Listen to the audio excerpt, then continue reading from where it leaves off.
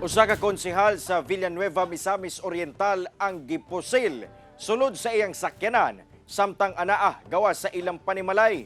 Hinuon luwas ang biktima. Kapulisan padayon ang investigasyon sa insidente. Ani ang report.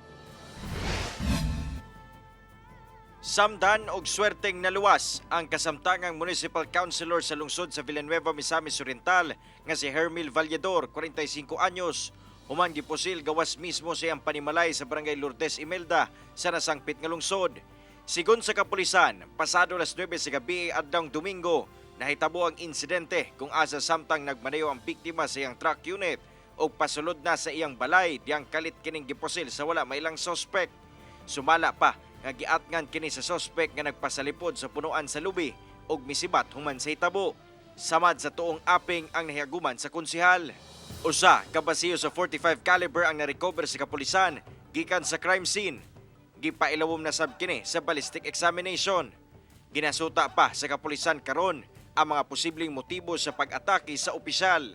As to the angulo or kaning motibo sa maong insidente, they are coordinating with the victim, no. Importante kaayo Sir Sai nga kining mga susama ini nga insidente, especially no nga if you are elected government official, sakop sa media, or even kaning ordinaryo nga mamamayan, if you are receiving threat sa imong kinabuhi, sa imong seguridad, please report sa ato ang mga pinakaduol nga police station or even tawag sa atong mga hotline numbers. Padayon ang hot pursuit operation nga ginahimo sa kapulisan aron madakpan ang sospek ingon man maila ang nagpaluyo sa insidente. Nanawagan kita sa ato ang katawhan ilabi na sa katong adunay information kabahin sa identity sa maong suspitsado nga na-involve sa kining shooting incident kinahitabo kagahapon sa Imelda, Villanueva, to please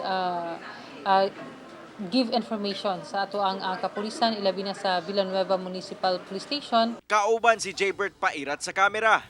Ako si Cyril Chavez para sa One Mindanao.